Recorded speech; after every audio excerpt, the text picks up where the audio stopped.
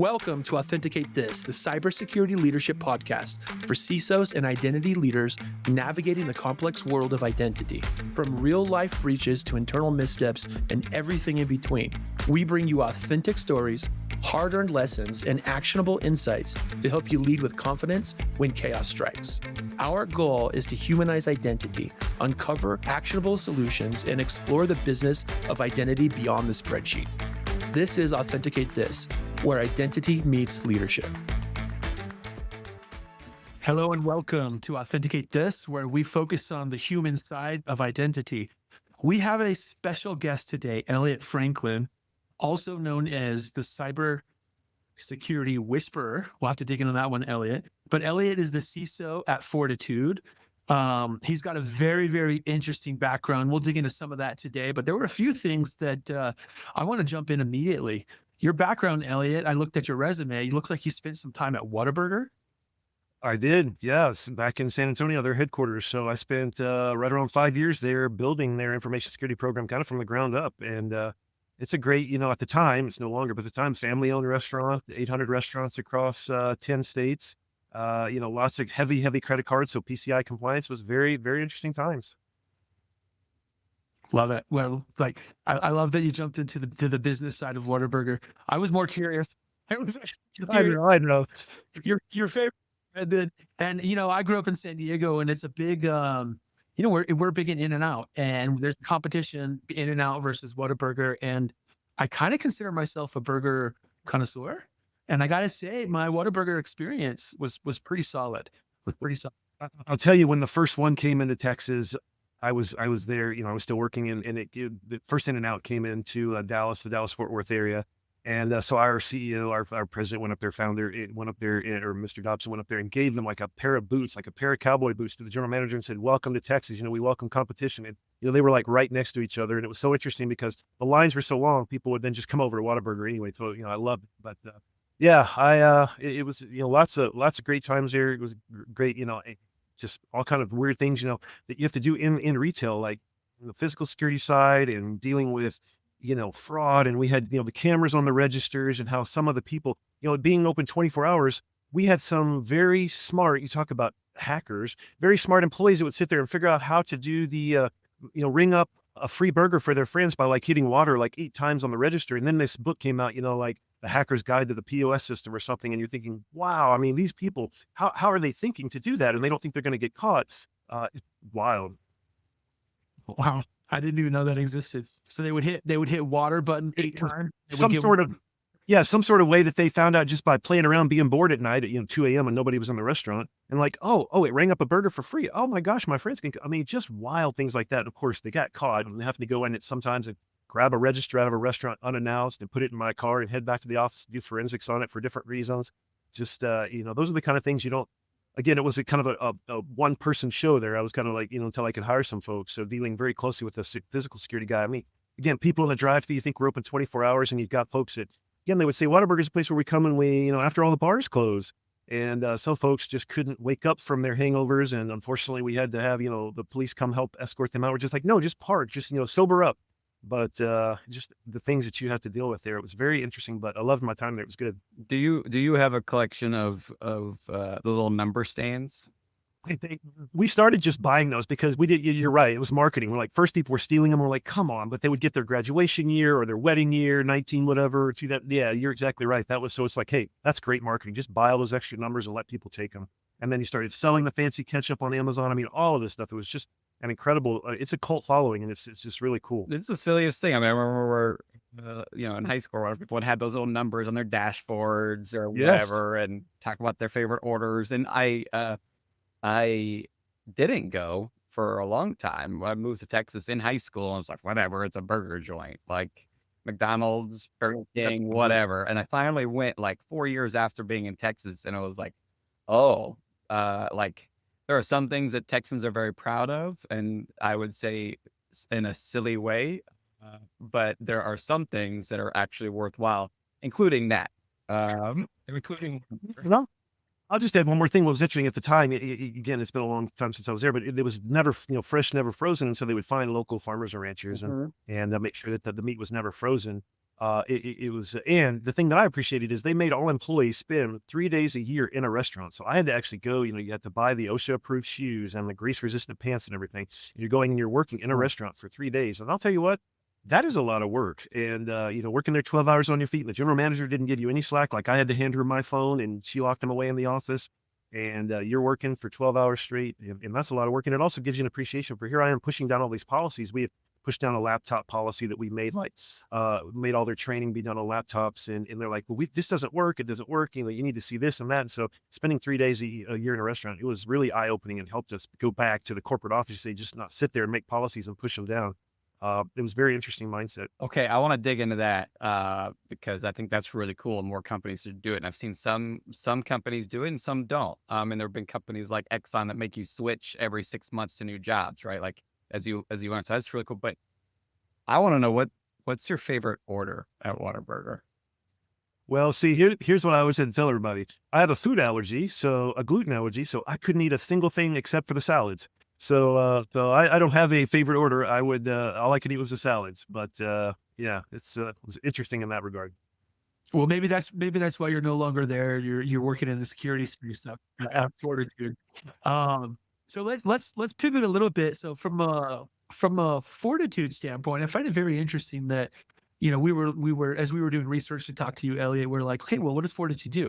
Reinsurance, right? It's like, and so you're in the security realm, like a little bit different, but how does a CISO fit and work in the security realm kind of with your mindset? Well, I mean, so I'd never heard of reinsurance until I actually got this job offer. I had no clue what it was, but I think I've worked in pretty much every industry. To your point, I've worked in healthcare, higher ed, manufacturing, hospitality, quick service restaurants. For the most part, security is security. Yeah, there's a few regulatory changes, but if you follow a good framework like the NIST cybersecurity framework, you're going to be HIPAA compliant, you're going to be PCI compliant, you're going to be high trust, all these different, so there's just different risk levels and different threat levels. And so, when you go into financial services, I think it could be a higher stress level because I think you're targeted a little more probably because of the finances. Whereas but I don't know, a lot of these attacks are just spray and pray. They don't really care who you are until they get in and see, in terms of the ransomware and different things. But I love security because it's different challenges every day. You're solving different problems every day. It's not boring. It's not monotonous. And so that's why I continue to do it for, 20 years. When I first was in my senior year in high school and I was trying to figure out what I wanted to do. I was a volunteer fire, in the volunteer fire department, different things. And just both my parents were school teachers. I knew I wanted to do something like public service. And so I was like, well, I guess I want to be a police officer. And my mom was like, yeah, you're not going to be a police officer. You're not mean enough. And I was like, oh, okay. She's like, you'd give everybody a warning their whole life. So I'm like, okay, all right. So I think she was right. And then I hacked into the high school grade system there, and where my dad was the principal, my mom was a teacher. And I was like, okay, it shouldn't have been this easy, Dad. So he called the company and they gave me a job for the next, next 2 or 3 years while I was going through college. And I worked for this company securing these networks, these Novell networks, through all the school districts there in Texas. So I was like, okay, this is what I want to do. So as a senior in high school, your father was the principal and you hacked into the system. He wasn't my principal, but he was principal of one of the schools. Yeah, in the district. He was, yeah, in the district. So, and it's a small town. Trust me, there was 46 people in my graduating class. So it was a very small town in Texas. But yeah, and so the company they hired to protect those called me and said, "Hey, let's talk." And I told them, how to fix it and what I did. And they gave me again, a bag phone. I'm dating myself and a truck. I was like, "Okay, you're going to drive around to all the schools we have contracts with, and you're going to fix this." And I loved it. It was great. Was it espionage? Were you doing something for your dad for the other school? Like, I got to steal their secrets. No, what I was doing was I was pulling up the grades. I wanted to see where I ranked in the grade system, and so I was like, oh my gosh, I could see who the valedictorian is. I could have changed my grades. I was like, oh, I was number 10, although I wasn't top 10% because again, if you only have 46. Yeah, I was like, oh, I printed it all out. I'm like, oh my gosh, I had socials, I had everything. I'm like, how much, this is not cool. This is not normal. Wow. It's funny. The origin stories of the Cybersecurity Whisperer. Sure, since your senior year of high school and today, obviously in your leadership roles from a security standpoint, you've seen a lot of change. But one of the videos that on the Cybersecurity Whisperer YouTube channel that you recently posted was about cyber scams evolving. It's in 2025 specifically, and in the future. And so let's dig into that. How have you seen cyber scams evolve? And where do you think they're going?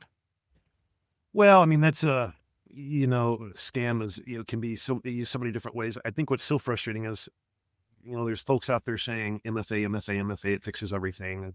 And certainly that's important. But from a scam perspective, I mean, look, my mom's been scammed multiple times and I'm, beg her now. They call me, text me.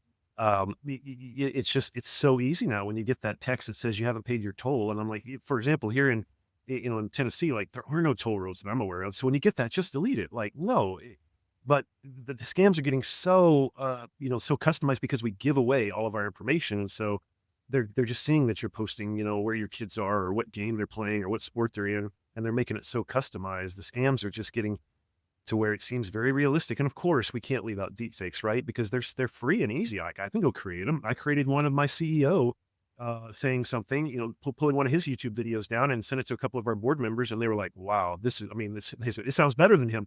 But the scams, I can't imagine how they're just going to continue with these deepfakes. And it's tough because as you use, it feels like as people use more and more AI for those scams, they're learning that balance. The AI is learning the balance of, I think for the longest time, scams were predatory around people who didn't read thoroughly like the content of an email, right? Like they were like, oh, there's all these misspellings. And so there was almost a pro, right? Like, oh, well, if they didn't read and catch these little things, that means we got them, right? Like we're not catching the little things. We got them off guard because it's 2:00 in the morning when they're reading it, whatever, right? And now it finds like there's a lot of the things that have maybe kind of like your CEO is like, well, this is too polished, right? So it's like gone too far. And it feels like that had a very short window with AI support, and it's already kind of finding that middle perfect balance of what's normal human communication or human to human communication. And it's really hard to fight against scams, especially when you're looking at like the smallest misspellings in URLs, right? Like the URLs look more real than they used to. And like just hover over and check it. And so it's hard to be predictive, but like what kind of way do you think we're going to be able to prevent those types of scams beyond just, is it training individuals, or do we have to use technology to fight against scams especially scams that use AI? Yeah, and it's a great question and a great point because I know there's people on both sides, very polarized. Like some people are like, security awareness is dumb, it never works. And some people are like, you just got to buy more tech. And obviously the answer is in the middle. You've got to do both. And so I think to your point though, we're on in this lean, agile, you've got you've got so much to do every day. And a lot, when I do my monthly, phishing tests, and again, some people are so against and so opposed to doing those, tricking your employees. A lot of folks are doing it on their phone because they're so in such a hurry and they don't know how to click and hold to see the URL. They just want to get their job done. They just want to get to the next thing so that they can actually take some time off at the end of the day.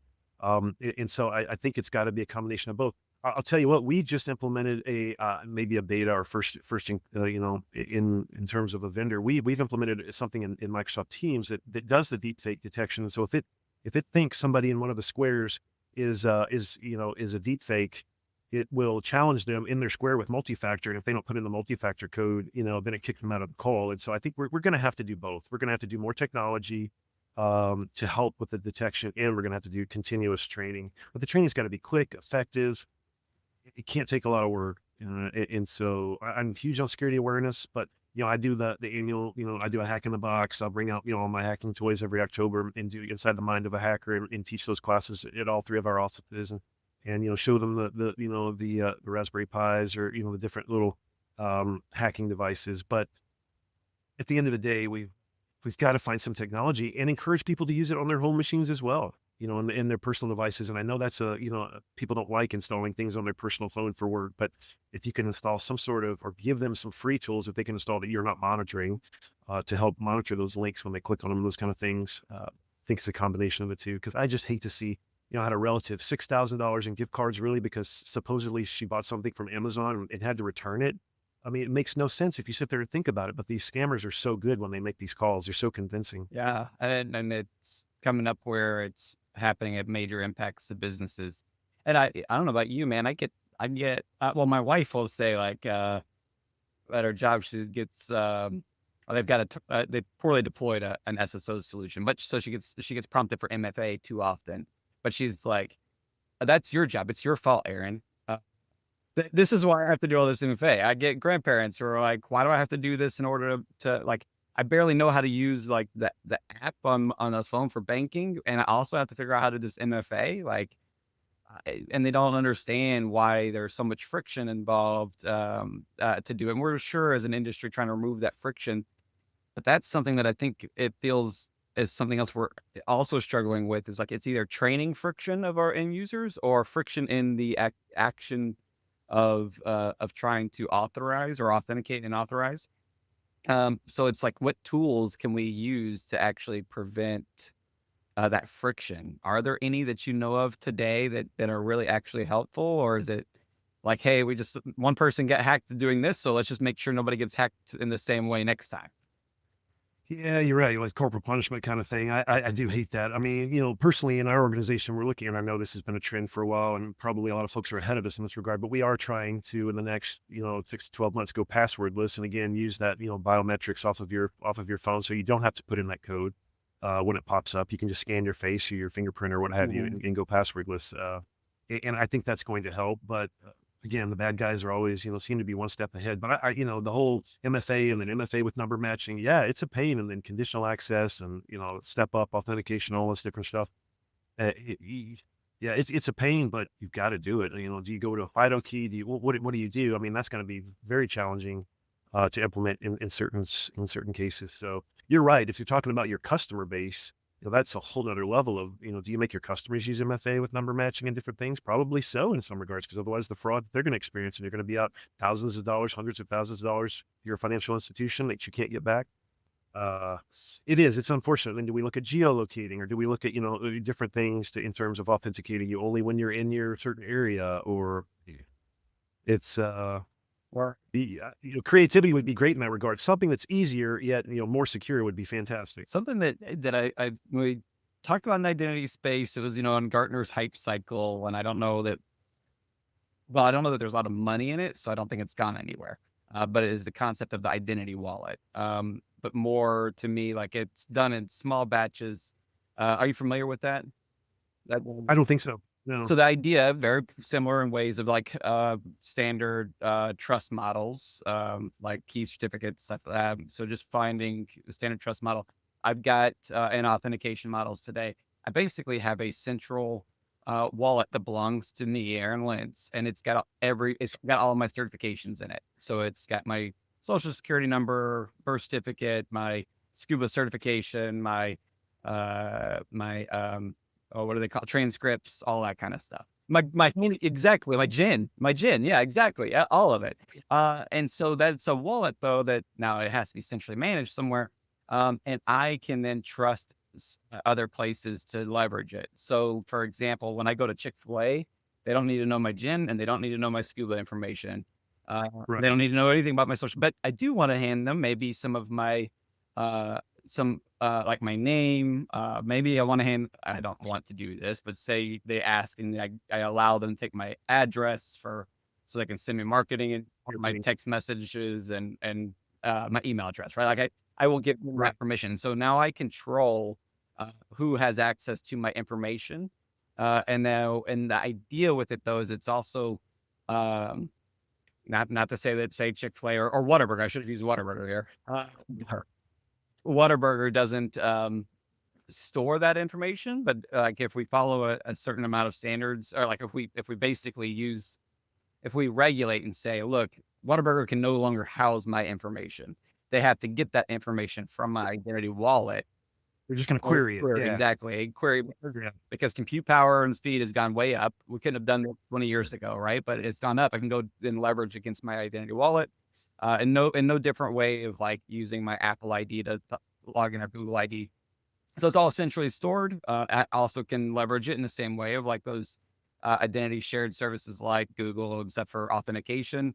It's got my identity data and everything about me in one spot. And I, as an individual, get to say yes or no at any point. I can revoke access to people all in one spot. The trick is while this wallet concept has lived and some identity providers that are out there, or technology companies that is not centrally governed, right? And so there are some states who do like driver's license as part of it, but I would love to see it expand across everything, and then be federally sort of regulated in some way. When we talk about stuff like that, though, do you see a world? Because I don't know that you can monetize that. Do you see a world where we could actually get to something closer like that, or do you think there's too much risk in having everything centrally managed? And we shouldn't do that anyway. Yeah. Oh man, uh, it's the whole.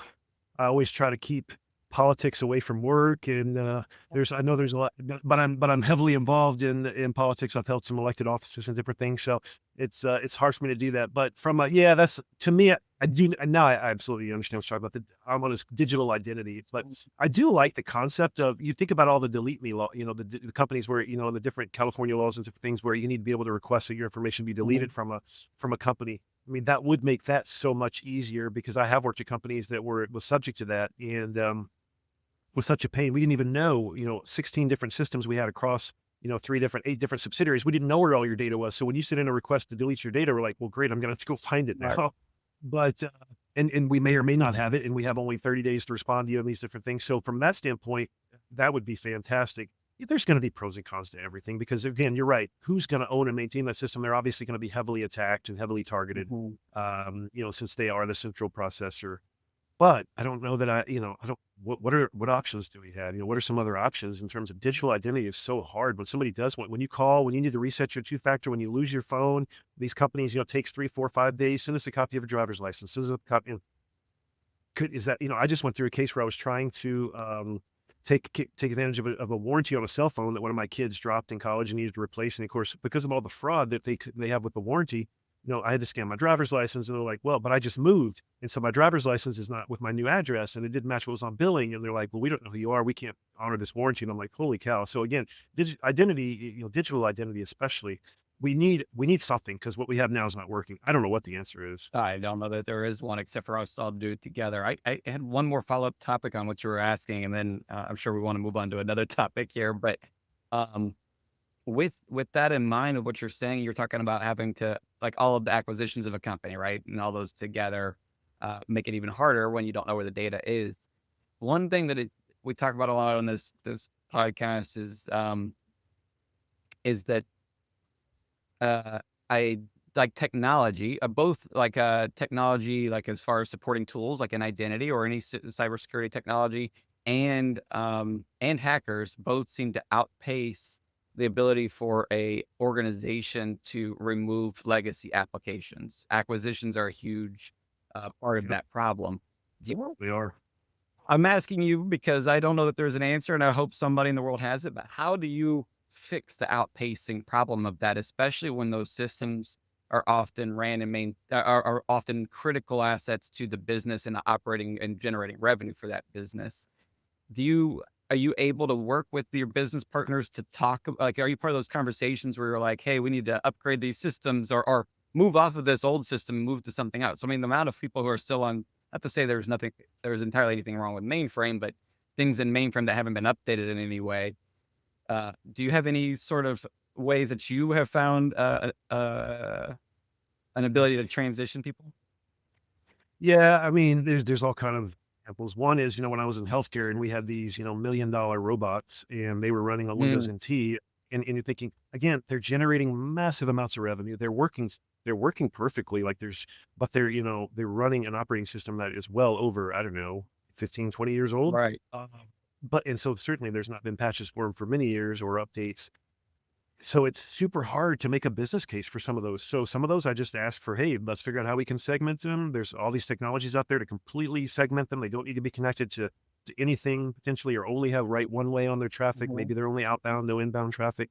And just be creative with those. I think maybe what you're getting to, what I have more struggles with is when you do have these acquisitions and you buy another company and they've got their own Active Directory, they've got their own identity Oh, system, and then you're trying to integrate those, and we're going to force them to be on our domain, and it takes 18 months. And in the meantime, they've got all these vulnerabilities, and they've got, you federated the access, and now this person hacked in here. the identity issue to me is a lot more struggle than the legacy hardware. I mean, yeah, I worked in another area, another company that had a data center that they hired me to migrate to lead the infrastructure team and migrate that data center completely to the cloud. And some of those servers, well over 20 years old, never even been turned off. The old RSA hard tokens, they didn't even know where the master key files were. It was a complete disaster in that regard, but they were, they were doing it to stay alive. Like, if we don't migrate this and these machines turn off, nothing was under warranty.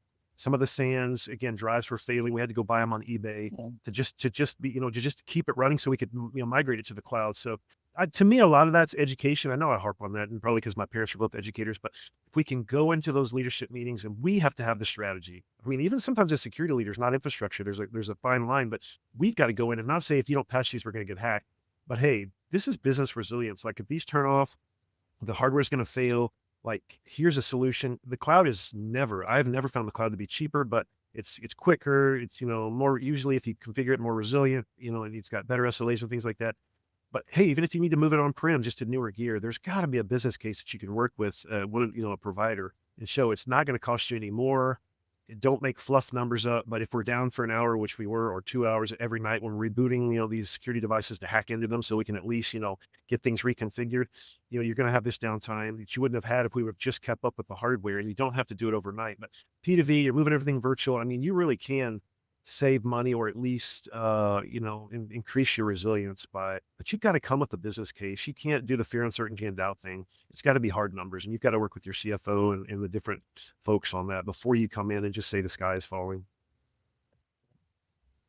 What's really interesting, Elliott, we started down this path a few minutes ago talking about bad actors evolving and kind of how, the breaches are changing. And what my opinion is that they're utilizing human emotion to create urgency, to movement. And it's like, hey, you're scared to push back on your boss. Your boss is saying, buy these, right? Or in the case of, you said your mother got hacked. It was like, oh, the FBI just sent me a note saying my data's leaked if I don't pay them money. Like they use fear and they use human emotions. And so as we started talking as humans here, the instinct is more tools, but then you said more tools plus education. And that's what the best CISOs do is we need to combat the human emotion with human emotion and also tools.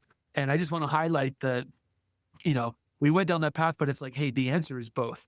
We need people, we need communication, we need to remove the human emotion, and our tendency to go straight to tools has to happen because we need those tools, and they're necessary. But the human side is really where the best CISOs make the most change and make the most impact. Yep. Human element is extremely important.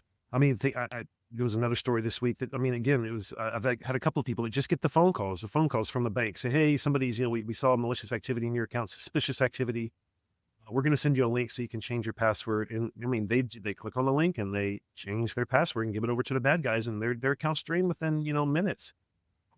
No technology can stop that. Maybe you can have some sort of spam filter on your phone, but they spoof any number they want anyway. So, the education is, that I've hammered into everybody that I talk to, is hang up and call them back at the number is right. If your account's hacked, banks will call if your account is hacked, sometimes.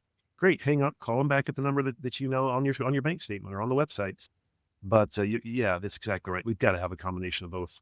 And one thing that's interesting about that, I guess, I don't know, just sort of clicked, is that once you get to a point where tools aren't working, are humans not just grabbing the tools out of desperation for something to solve something? So, like, to your point, maybe that's where we have to ask ourselves is, when we leverage tools, are we looking for the tool because it seems so daunting to be able to solve something, and we're looking for the magic elixir out of some sort of hope for getting out of desperation? And maybe that's instead where we need to lean on each other, both inside of our organizations as well as inside of our industry, of how do we combat certain issues. So it's not necessarily a tool that solves it. Are there, speaking of sort of leaning on each other, are there people that you work with regularly in our industry to bounce ideas off of? Yeah, no, that's great. And yes, fully agree with everything you said. And when you've come into a company, you've got to look at like an actual risk assessment, do a NIST CSF self-assessment, and look at the areas and then determine from a risk-based approach what processes you need to change first, people process first, and then technology has got to be last after you do the people. And the people in the process part are the unsexy thing that people, including myself, usually hate to do. But yes, in terms of I'm a member of the FS-ISAC, the Financial Services Information Sharing Analysis Center. There's ISACs in almost every critical infrastructure of health and across all the different verticals. I'm also a part, and I serve on the board here in the local ISSA chapter of the Information System Security Association. And so we have monthly in-person meetings where we're visiting with folks and chatting. And here's a problem I'm running into. There's all kind of Slack groups, and I'm not good on Slack, so I don't really participate in those just because I've got too many other things. And there are, obviously there's, the industry conferences you can go to as well. But some of those are just too big in my opinion. So the ISACs are great and the local, security groups are typically great as well. Cool. There is I guess we didn't address this, but we discovered that we're both owned by the same private equity firm, Carlyle, and there's a group, Carlyle CISOs that get together. In fact, you guys are getting together in next 30 days, right? 60 days? Yeah, that's huge, and I think I know a number of PE companies and firms that do that now, and they bring their portcos together, and different leaders, whether it be CIOs, CFOs, CISOs. I think it makes a lot of sense because again, why reinvent the wheel? Let's talk about the challenges that we're having, and the thing is, we're not going to be in the same industries, right? They purposely diversify in across all kind of different industries, but security is security is security.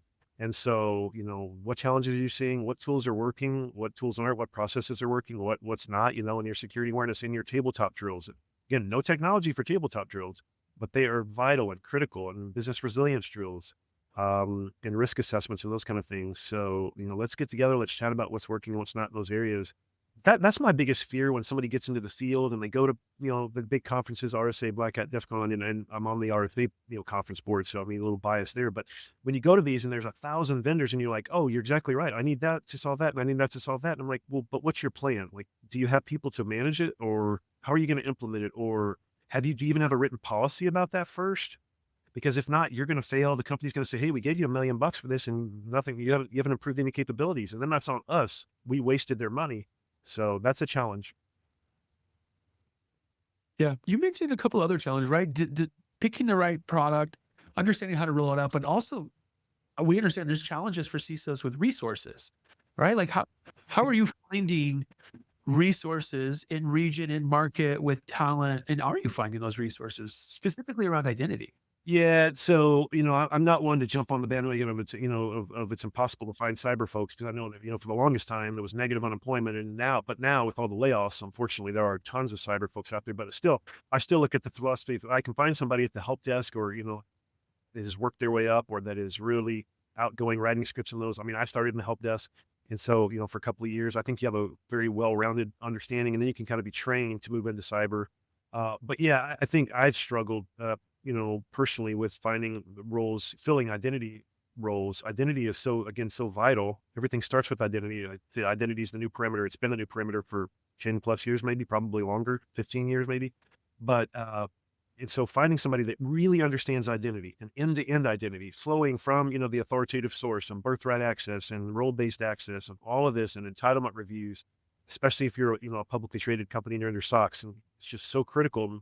And privileged access. It's just, identity is huge, and all the domains within identity. And so to find somebody that understands identity, and again, yes, technology is important, but do they understand the concept of identity end to end and federated identities and working with different companies? And then can they understand applying, creating some sort of roadmap to then put the underlying technologies in place? Because again, if you can't provision someone quick enough, if you can't deprovision them quick enough, if you have a hostile termination or something, they remain in their system. They take all your systems. They hack you because you terminated them. Identity is just so critical, and it has been extremely challenging for us to find qualified identity folks to come in and join our team. Yeah, it's a tough space. I did want to know, I thought that was funny about the identity is a new perimeter, and it has been for 10 years. So I guess it just is the perimeter, and the old perimeter is network. So Right. so I just need to start calling it the old perimeter versus the perimeter. Right. No, we have that. We've seen that problem a lot, but a lot with finding real identity experts, or just in people in training too, right? And training them in the right way.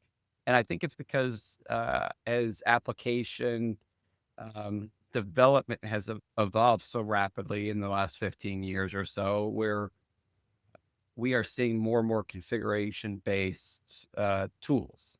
And so people who get into identity, and there's nothing necessarily wrong with that inherently.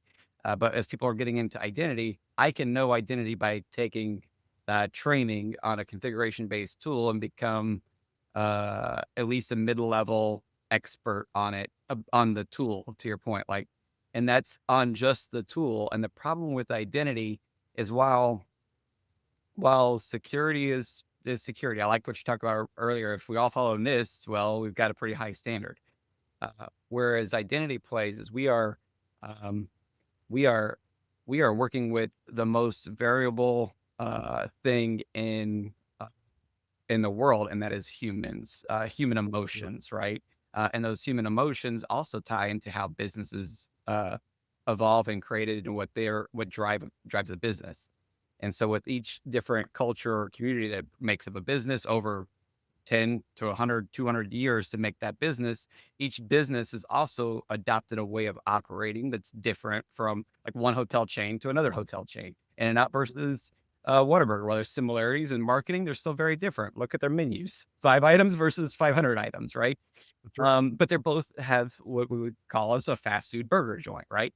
And so and I say all of that because all of that matters when we talk about identity. Sure, there are parts of identity that are just security focused, arguably, and I could still argue that the rest of this matters. But like you talk about privileged access management, right? But there are still humans who are operating all those service accounts that are out there, who are afraid of the impact to your job to manage those credentials, and the people who are going to yell at them if they have to rotate passwords all the time and they can't access them quickly. So every aspect of identity actually ties to how a business operates. And so for somebody to be an identity expert, they first need to do what you said, Elliot, and that is understand how to apply identity concepts to the specific business, and understanding how that business's community and culture evolved over time, which led to all the tools to the overall arching ecosystem. You don't need to know all history evidence. There are certainly standards in identity that apply across all of them. I'm going to be able to tell you I've got my 130 capabilities of identity, and we can map them to what people do. But we're going to need to assign levels of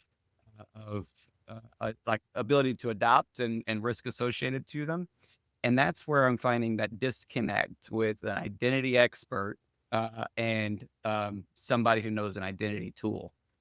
And I think in our space, I'm gonna segue just a little bit back to our all of our most recent history through COVID.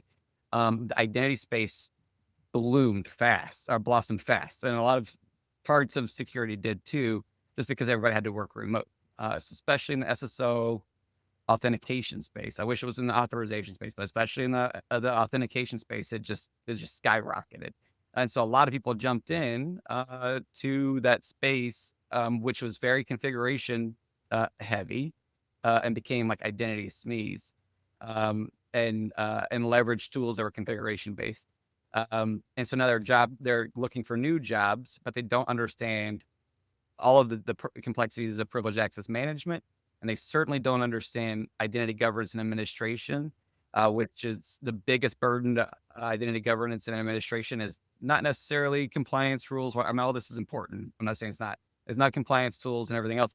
It's it's the myriad of applications that we have to connect to be able to operate for authorization and provisioning, deprovisioning of accounts. And that is history, right? That is understanding how all of that works, how the business uses it, and convincing the business to adjust. So that to me is why we still have a shortage in identity experts, is because I think people fast tracked to understanding the technology and the tools without understanding how to apply those tools to business needs. That's my soapbox. Sure. And I can't disagree. I fully agree. And I think even myself as security professionals, I think we put that usually at the bottom of our list Mhm. just because of what you said earlier. When I go to conferences, that's not the cool, sexy things. I'm seeing this AI tool and this, vulnerability tool and this new SIM tool and this new alerting tool and all these, but identity, oh, that's boring. I mean, come on, just create my accounts, delete my accounts. For us, a huge, something we're looking at this year is you mentioned it, the non-human identities. I mean, the APIs, the tokens, all those. We continue to see companies get hacked based on those. And you're exactly right. Rotating them, knowing where they are, knowing who all you even have them with. So that's what, coming in, that is my whole ecosystem of identity. It's human and non-human identities, provisioning, deprovisioning, entitlements. It is huge. And we're not even, a large company. Mhm. Oh, that's actually a good point. Most organizations, it's not the size of the company, it's not the revenue you generate, it's not the number of employees that you have. It is the number of applications in your environment and then the use cases you look to tackle. Because just in provisioning, there's 20, right? Like there's rehires and legal holds and there's rescind offers, all that stuff. Sure. Huge. In just one category, there's subcategories, right? So um, when we talk about identity, it seems to get pretty big pretty fast. So, my advice for people, not that our audience asks us this because they're not present, but for people who are looking for identity experts, is that's where to start. Is look for people who are interested first in how to solve business problems. And then you talked about the sexy part of of conferences is not out of desperation or not out of just pure cool factor, but look for sexy solutions with all these tools to solve those business problems and ask yourself, I mean, it's a business question, but what's the ROI? Some of these tools are very expensive. And then you start to account for, then it starts to transition into where it does matter is like, how much revenue does my company make? How many users do I have? So what's my license cost going to be? All that kind of stuff. But at the end of the day, the first step is what solution am I trying to solve for? That's right. You've got to have, and we don't do very detailed RFPs. I mean, we create spreadsheets with some simple requirements, maybe 20 or so requirements, and we just look across the partners. And certainly, cost is one of the factors. But something that's caught us off guard was the licensing. Licensing, because of our size, isn't that much, but implementation and maintenance is through the roof. And so, again, to be able to maintain the tool, especially if you don't have somebody on board that can do it, we're paying 2 or 3 or 4 or sometimes 5 times what we're paying in licensing costs just to someone to maintain the tool. And that was, that's on me in terms of if I'm a leader and I selected that tool and I didn't know that up front, that it was going to be that challenging to maintain. Like, do we need a simpler tool or is this just identity? And so all tools are this hard to configure and to maintain because it's constantly changing. If the HR team creates a new role, we've got to go in and put that new role. And now what are the entitlements for that role? And if we don't, they're going to not have their licenses on day one and they're not going to be able to work. And then, oh, you're connecting into this portal, which doesn't have skim provisioning. So we're going to have to manually email somebody that's going to have to go create their account. I mean, again, that's that ecosystem. And I think it takes a team. I don't know that even one person can do it. Yeah, I don't want to get too much into what we do because we just try to avoid what our company does as part of the podcast and just talk identity. But that's something we get challenged with a lot. Is when I started in industry, it was pretty common for people for vendors to talk about that implementation will be 3x the cost. The news story, and I think a lot of this is because identity tools are looking to supplant or replace existing identity tools in their ecosystem. Or Right. like, how do we sell not just value but cost reduction? And so they don't necessarily talk about the cost of migrating, which often the migration costs can be as much or more than an initial just green slate implementation. And so that's something we spend a lot of time with. Tim is our channel guy, does a lot of that with our partners. We do a lot of that with just as part of the pre-sales process of talking about, look, if you're going to do this, like what does done look like to you? And then we'll tell you, is it worth getting there? Or do you need to adjust your done? Because if you look for everything that's like golden identity, it's going to be too expensive for most companies. Yep. That's right. And by the way, Elliott, you could make a decision today based on the information you have today, based on the tools available today in your current environment, your goals, and it's the right decision. But everything changes in a month or a year, right? Like it's constantly changing. And that's the other struggle is you're making great business, human, company decisions based on data and information, and it all changes. And that's the conversation of the bad actors evolving, and we need to match that evolution or evolve faster than them. And they're proving to evolve more quickly than we can. They're more agile, unfortunately. Yeah, in identity is one of the challenging ones with my web security or my email security or some of these others. It's literally an API. I could change out that vendor in a heartbeat. It would take me, a week, and nobody would even know on the back end. But identity is not that way. If you're changing your IGA solution, yeah, good luck. I can't, even if it is API to API or something, but all of the rules and all the business rules and role-based access and all that, I can't imagine anyone can do it again, even with a small company, 6 to 12 months, and all the cost for that migration to a different system. And so that makes it a lot more challenging. When we make this decision, when we're going to go with a new IGA platform or something, we know we're going to be locked in for at least 3 years because it's going to take 12 to 18 months to even get there. So we won't even really know what it's like. Yeah. And I won't keep soapboxing so much, but one other big thing we talk about some on this podcast is our identity shouldn't be that hard to replace the tools. I mean, we build them so they can be sticky. You centralize a lot of data. Things like SSO replacements require re-registration of MFA. So there are some friction points to doing migration. But the hardest part about migrating has nothing to do with the identity tools. And there's a configuration process, sure, right? But it's the lack of followed standards of security standards by the applications you connect to. So which have created the bad business process or the hard to implement business processes over time that I can't remember who it was that sent it to me. And plus there was an article from the JP Morgan CISO too, that was basically like, here's the cost I have to spend just to pay. I have to pay this extra amount of money to get a license to do security on this application, to do SSO to this application. How is that not out of the box cost? You've already developed it.